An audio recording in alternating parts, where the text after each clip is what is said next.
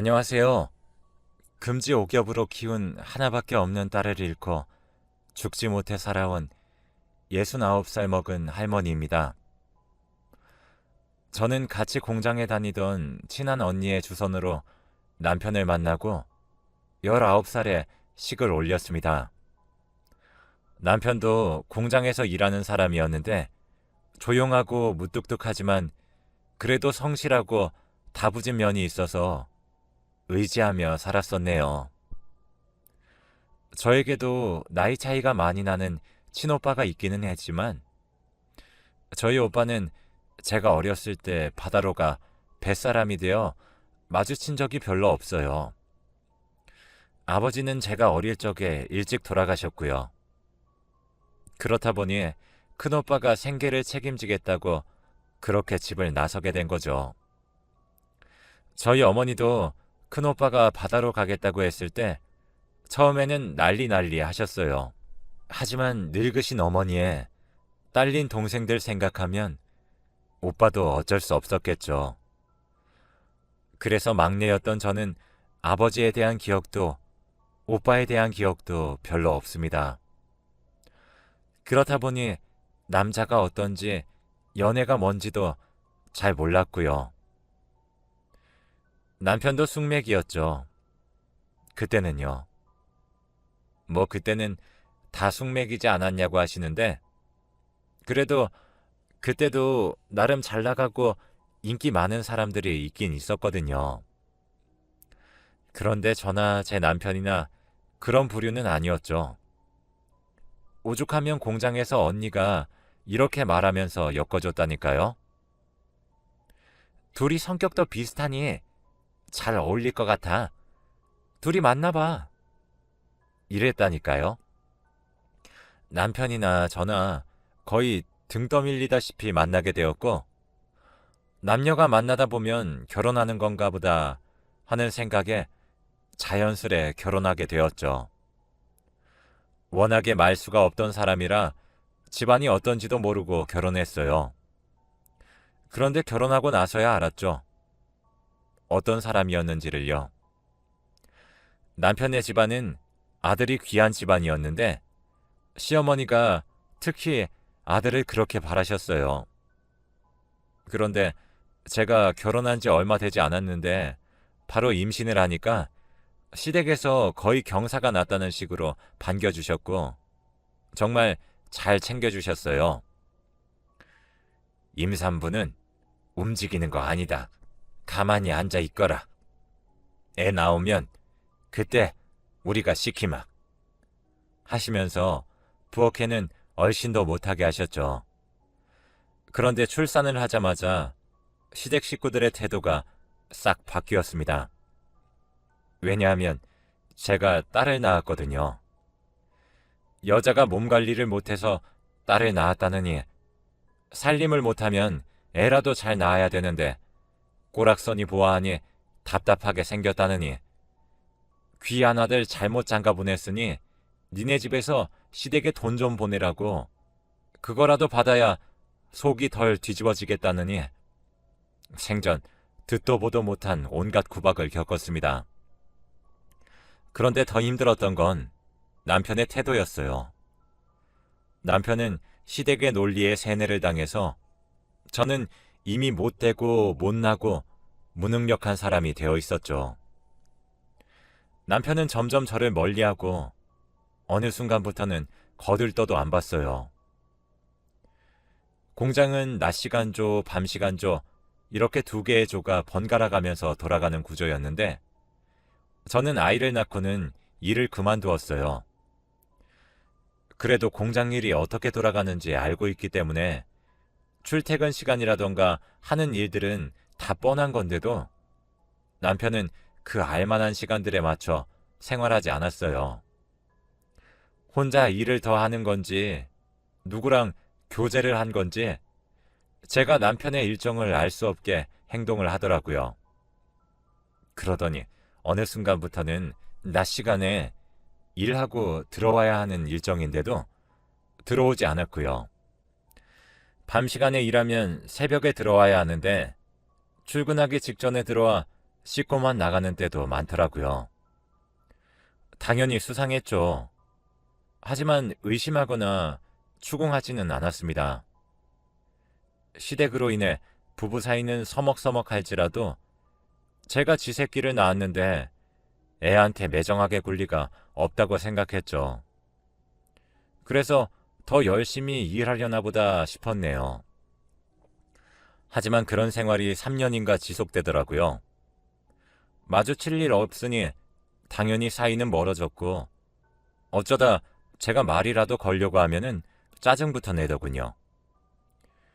시댁에서는 시어머니가 구박을 하셨고요. 아들 낳을 거 아니면 갈라서라느니 시간만 지체시키지 말고 말이죠. 그런데 애는 저 혼자 만드나요? 당연히 있을 수 없는 일이었죠. 남편 얼굴도 보기 힘든데 아들이 들어설 리가 만무했죠. 그런데 어느 날 시어머니는 저에게 청천벽력 같은 이야기를 하시더군요. 우리 애 아들 가졌다. 너는 이제 나가거라. 이게 무슨 말인가 싶었죠. 그랬더니 공장에 다니는 여자랑 바람이 났다네요. 그것도 꽤 오래된 일이었나 봐요. 남편도 남편이지만 첩주제 지가 뭐라고 시댁도 왕래를 한 모양인지 시어머니는 그 여자를 며느리처럼 여긴 모양이더군요. 옛날에야 왕이 여러 여자를 거느렸다지만 이게 말이나 되는 소린가요? 저는 남편한테 이게 어떻게 된 일이냐고 따져 물었어요.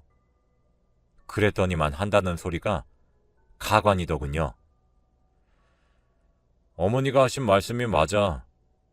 그 여자가 낳은 아기 아들이란다. 그래서 그 여자랑 살 테니까 너도 네 갈 길 가라.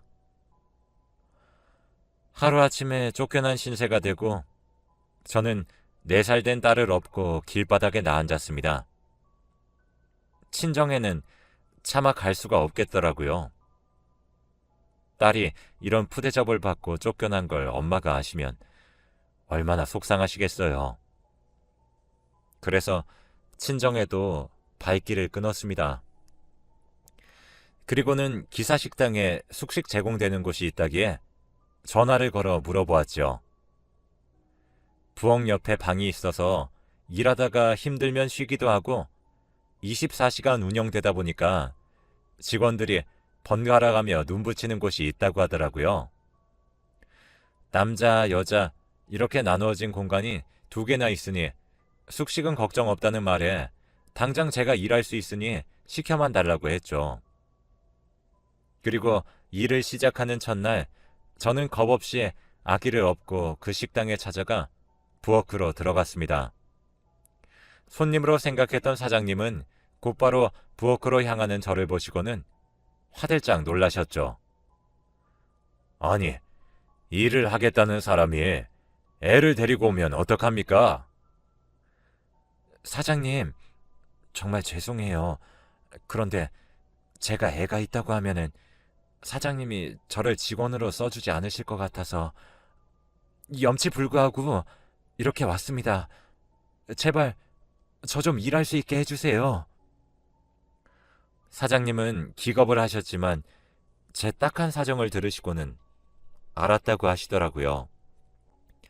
그러면서 그 2방 옆에 창고로 쓰고 있던 쪽방이 있었는데 2평 남짓되는 작은 방이지만 저랑 아이가 생활하는 데는 괜찮을 거라면서 머물 공간을 마련해 주시더군요. 사장님의 따뜻한 배려에 일하러 온 첫날부터 눈물 콧물을 쏟았습니다. 사장님 덕분에 2평 남짓한 그 쪽방이 저에게는 궁궐보다 편안하고 안락했네요. 그렇게 일을 하면서 아이를 키웠는데 혼자 산 지 2년인가 밖에 지나지 않았을 때 뜻밖의 소식이 들려오더군요. 무슨 소식이었냐고요? 남편의 사망 소식이요. 정말 어이가 없죠? 남편은 저랑 헤어지고 공장 다니는 다른 여자랑 바람이나 살림을 차리고 잘 사는 것 같더니만 원래 시댁이 집안 내력으로 병이 있대요. 그래서 조심히 살아야 한다고 했나 봐요. 근데 남편이 나름 두 집 살림하느라 고생을 좀 한 건지 몸이 무거운 것 같아서 병원에 가봤더니만 혈액암이라는 진단을 받고 얼마 안 지나서 하늘로 가버렸다고 하는 겁니다. 원래 남편 덕볼 생각도 없었고 남편이 애한테 정을 주거나 그런 건 아니었어서 별로 슬프지도 않았어요. 그런데 딸을 생각하니 속상하긴 하더라고요. 저한테는 쓸모없는 남편이었지만 딸아이는 아직 한참 어린 아이인지라 그동안 아빠 없이 살았다고 하더라도 앞으로도 아빠의 손길이 더 필요한 순간이 많을 텐데 아예 아빠의 존재가 사라지는 건 너무 슬프지 않나 해서요. 그런데 이제 와서 그런 게 무슨 소용이 있나요? 애비노를 타고 가라고 붙잡을 수도 없으니 남들 몰래 저 혼자 한타만 늘어놓을 뿐이었죠. 그래서 딸에게 아빠의 빈자리를 채워주려고 노력을 많이 했어요. 제 사정을 아니까 식당 사람들도 제 딸을 자신들의 조카처럼 잘 챙겨주었어요.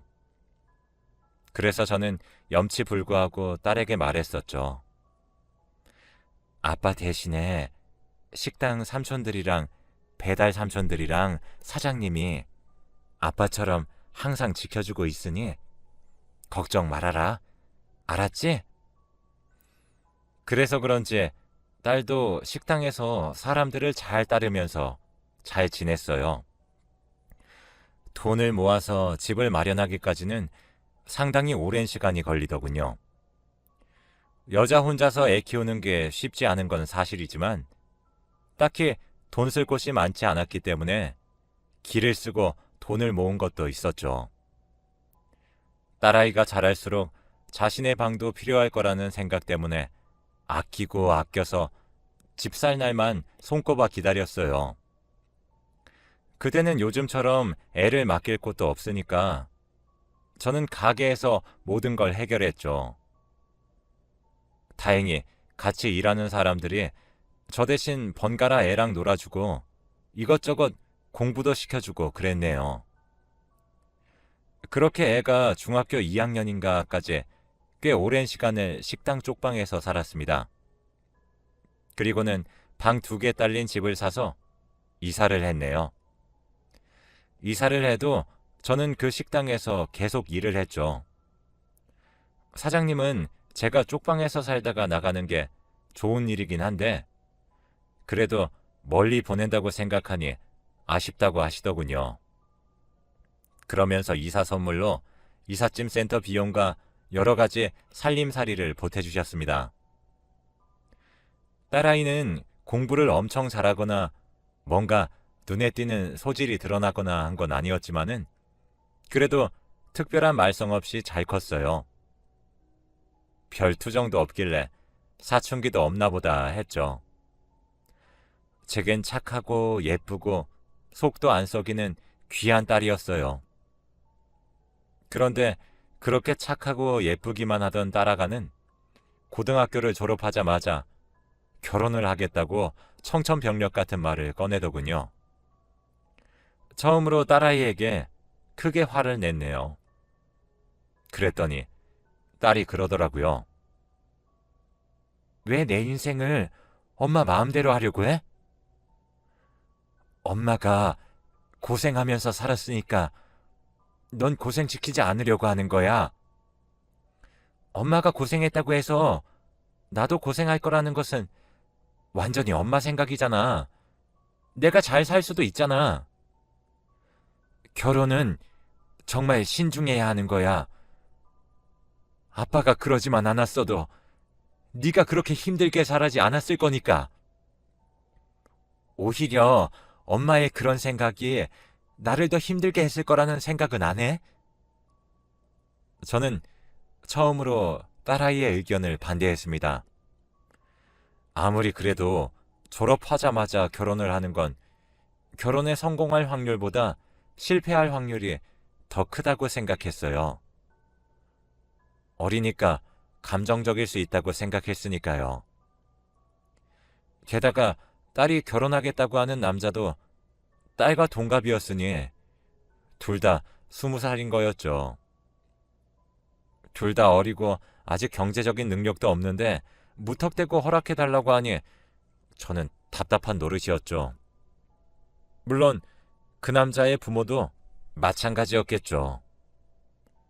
처음엔 저도 고민을 많이 했어요. 그래도 애가 그렇게 좋다는데 어른들끼리 만나서 이야기나 해봐야 하지 않을까, 뭐 이런 생각이요.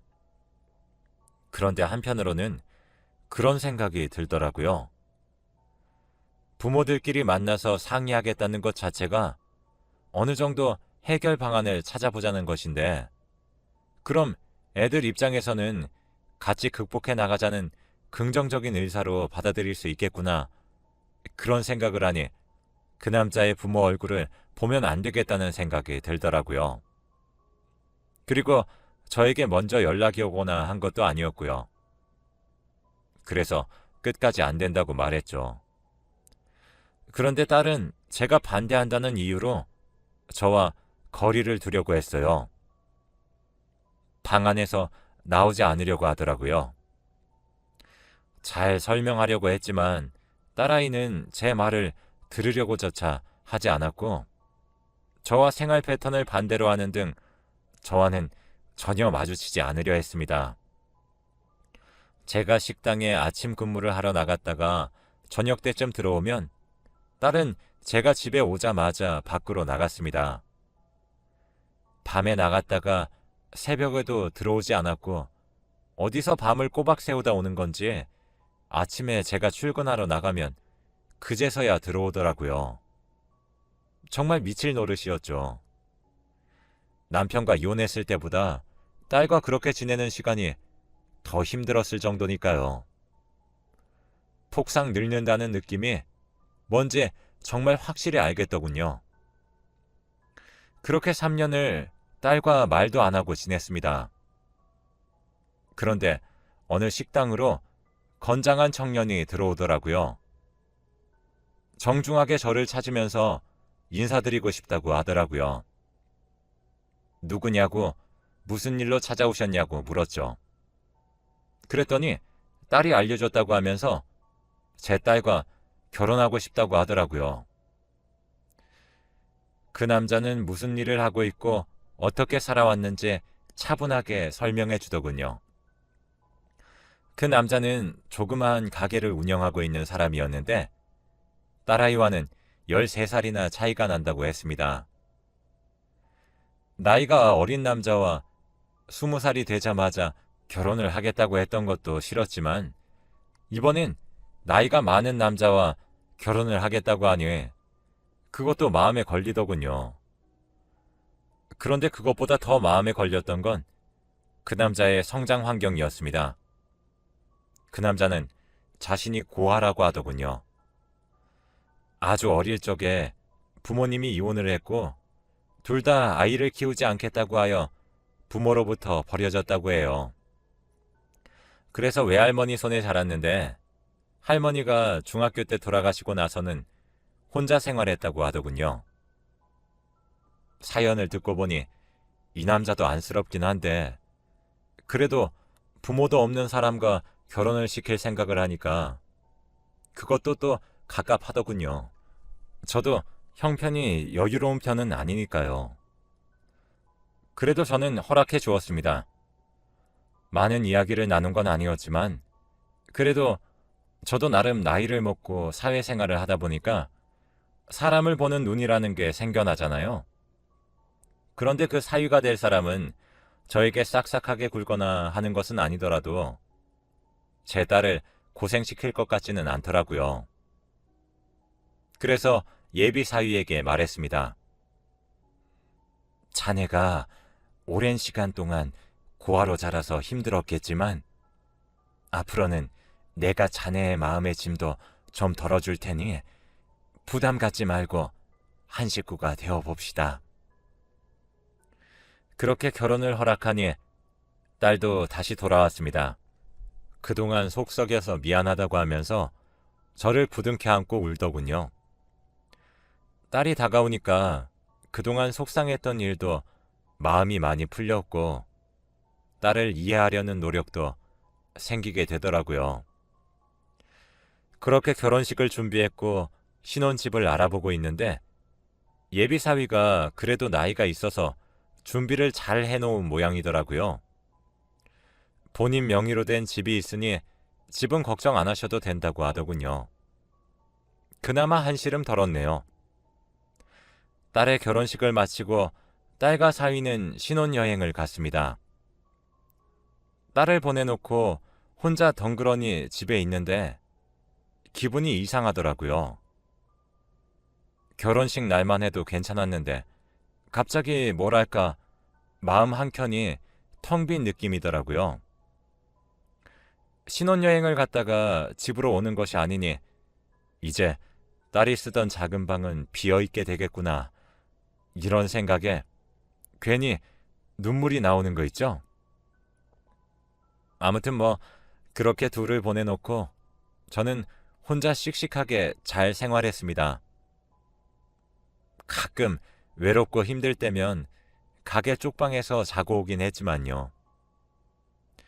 그런데 이런 제가 외로워 보였는지 딸은 제게 선물이 있다며 이야기를 꺼내더군요.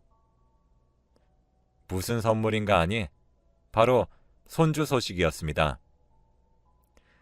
엄마, 이제 무리해서 일하지 말고 손주 봐주면서 쉬엄쉬엄 해요. 손주 말만 들어도 기분이 좋더라고요. 내 딸이 아기를 가졌다는 소식에 놀랐고 감격스러웠습니다. 그런데 이상하게도 사위의 얼굴이 썩 좋지 않더라고요. 전에도 왕래를 자주 한 것은 아니지만 그래도 저에게 노력하는 모습들이 좋게 보였는데 무슨 일인지 통 연락도 없고 힘들어 하더군요. 저는 딸에게 물었죠. 최서방, 요즘 무슨 일 있는 거야? 요즘 가게가 바쁘대? 남자들은 여자가 임신하고 그러면 책임감이 갑자기 커져서 도망가고 싶어하고 부담을 느끼는 경우가 있다는데 최서방이 그런 거 아니야? 글쎄, 그런 건 모르지. 근데 신경 쓰지 마. 내가 알아서 할게. 그래도 어떻게 신경을 안 쓰겠어요. 신경이 곤두섰죠. 그런데 아니나 다를까 사위는 저와 제 딸을 배신하고 말았더군요. 딸이 임신 8개월 때 사위는 우리 딸을 두고 도망을 가버렸습니다. 사위가 사놓았던 집은 팔아버렸고 새로운 집주인이 들어와 임산부인 우리 딸에게 나가달라고 사정을 하더라고요. 정말 청천벽력 같은 일이었죠. 저는 땅을 치고 후회했습니다. 한 번 더 말려볼 걸. 부모 없이 자라도 바르게, 곱게, 훌륭하게 자란 줄 알았고 경제적으로도 어느 정도 괜찮다고 생각했는데 제가 너무 대수롭지 않게 생각하고 결혼을 시켰나 싶어 후회가 되더라고요. 자다가도 사위 얼굴이 떠올랐고 저는 정말 너무 괘씸하고 답답하고 그렇더라고요. 아니 어떻게 나이도 있는 사람이 그렇게 책임감이 없을 수가 있을까요? 오히려 제 딸은 담담했습니다. 그래도 내 새끼인데 어쩌겠어. 내가 잘 키워야지 뭐. 딸은 금방 어른이 된 것 같더라고요. 딸은 얼마 후 딸을 낳았습니다. 아기가 어찌나 작은지 손녀딸을 품에 안고 살랑살랑 흔들며 걸었네요. 너무도 작은 것이 참으로 사랑스럽고 귀엽더군요. 딸은 아이를 낳고서는 저에게 부탁을 했습니다. 엄마, 내가 엄마가 되어보니까 이제 좀 알겠다. 애가 이렇게 작고 예쁘구나. 나도 이 아이를 위해서 열심히 살아봐야겠다는 생각이 드네. 엄마, 나 일해서 돈 벌어서 엄마처럼 내 힘으로 내 딸을 키우고 싶어. 엄마가 옆에서 좀 도와줄 수 있지? 아무렴, 그렇고 말고. 걱정하지 말고 지금은 일할 생각보다는 몸조리에 신경 써야 할 때야. 지금 관리를 잘해야 건강하게 일할 힘도 생기는 거야.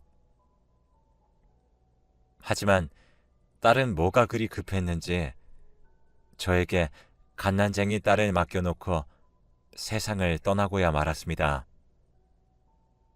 애 낳고 출혈이 심해서 어지럽다고 했는데 몇 번 위험한 순간이 오더라고요.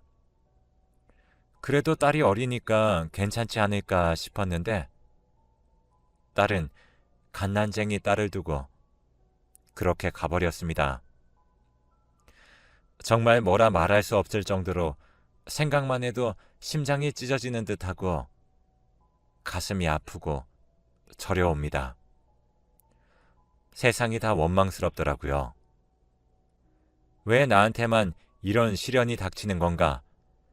내가 죽어야 이런 몹쓸 꼴을 안 보는데 왜 나는 아직까지 살아있고 신은 왜 내 딸을 데려갔을까?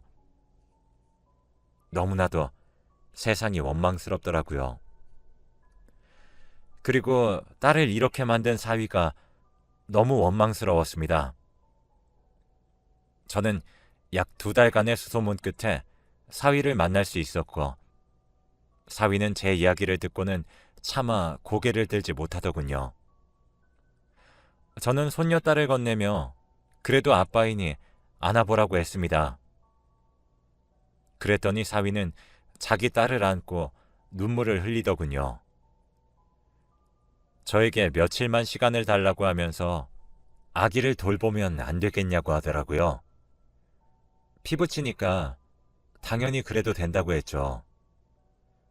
저는 사위가 손녀딸을 키운다고 할 줄 알았어요. 그런데 며칠 돌보더니 연락이 왔습니다. 아기를 데리고 가달라고요. 역시 매정하고 무책임한 사람이구나 싶었죠. 막상 혼자 키우려니까 자신이 없었는지 제가 아이를 건네받자마자 뒤도 안 돌아보고 가더라고요. 기가 막혔습니다. 그런데 얼마 후에 사위가 돈을 보내오더군요. 형편이 어려우실 텐데 이렇게밖에 도움을 못 드려 죄송합니다. 이렇게 메모를 담았어요. 기가 막혔지만 일단 애를 키우려면 돈이 필요하니 저는 군말 없이 그 돈을 받았습니다. 손녀딸은 무럭무럭 자랐고 부모 없이 할머니랑 살면서도 어찌나 똘똘하고 야무진지 혼자 무리 없이 생활을 다 하더군요. 밥도 골고루 잘 먹고 책도 잘 읽고 엄청 기특하게 자랐습니다. 제 딸보다도 더 똑똑하고 야무져서 신기하더라고요. 그리고 어느덧 22살이 되어 간호사를 준비하며 간호대학에 다니고 있습니다. 공부하면서도 아르바이트를 꾸준히 하는데 저는 손녀딸이 안쓰러워서 돈 벌지 말고 공부나 열심히 하라고 한답니다. 그럴 때마다 손녀는 입을 삐죽거리면서 투덜대곤 하죠. 자기가 돈 벌어서 할머니 맛있는 거 사주고 할머니랑 나들이 가는 게 낙이니까 자꾸 못하게 하지 말라면서요. 조그만 게 웃기죠? 이렇게 행복하게 둘이 살고 있었는데 22년 만에 잊고 있던 얼굴이 제 앞에 나타났습니다. 그건 바로 임신한 딸을 두고 도망가버린 사위였습니다. 자네가 여기는 어떻게 왔는가? 저는 퉁명스럽게 말했습니다. 그날로 영영 안 볼 거라고만 생각했는데 이제 힘들게 애 다 키워놨더니 데려가려고 하는 건가 싶어서 피가 거꾸로 솟는 기분이더군요. 그런데 사위는 가지고 온 서류들을 하나하나 꺼내놓으며 충격적인 진실을 이야기하더군요.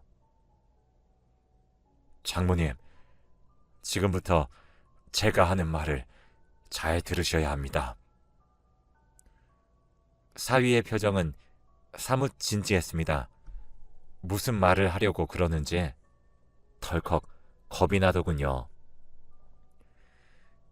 장모님, 사실 그 아이는 제 딸이 아닙니다. 사위는 친자 확인 서류를 보여주며 이야기하더군요. 저는 이게 도통 무슨 소리인지 못 알아듣겠더라고요. 그러자 사진들을 꺼내놓더군요. 딸이 환하게 웃고 있는 사진들이었는데 딸이 사랑 가득한 눈으로 바라보고 있는 사람은 사위가 아니라 다른 남자였습니다. 얼핏 보니 익숙한 얼굴이더군요. 딸이 20살 때부터 결혼하겠다고 난리를 쳤던 바로 그 남자였습니다. 갑자기 손이 부들부들 떨리더군요. 사위는 말을 이어갔습니다. 얼마 전에 딸아이 아빠가 사망했습니다. 유산 상속을 일부 받을 수 있을 것이니까 찾아가 보시기 바랍니다. 사위의 얼굴은 무척이나 일그러져 있더군요.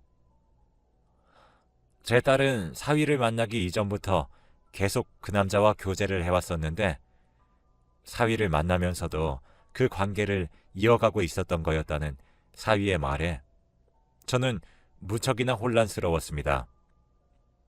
도대체 무슨 생각으로 아이를 낳으려고 했었던 건지, 이미 이 세상에 없는 딸의 생각을 제가 알 수는 없지만 사위 볼 면목이 없더라고요. 사위가 그동안 얼마나 힘들었을지 감히 상상조차 어려웠습니다.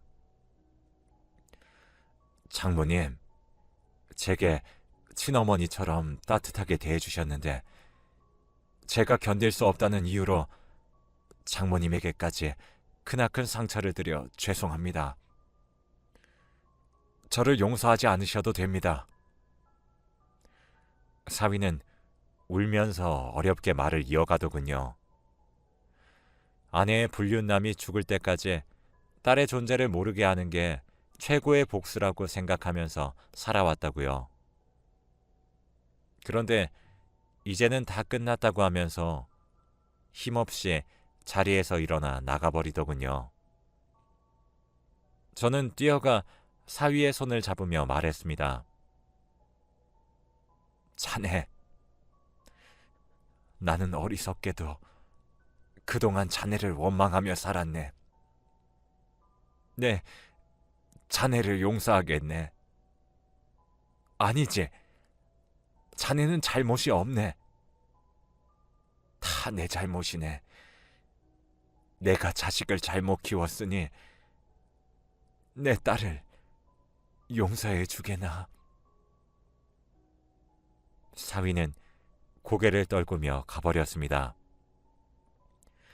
저는 사위에게 용서를 받지 못한 죄책감에 하루하루가 가시밭길이네요. 사실 이 자리를 빌려서 이렇게라도 용서를 받고 싶은 마음입니다.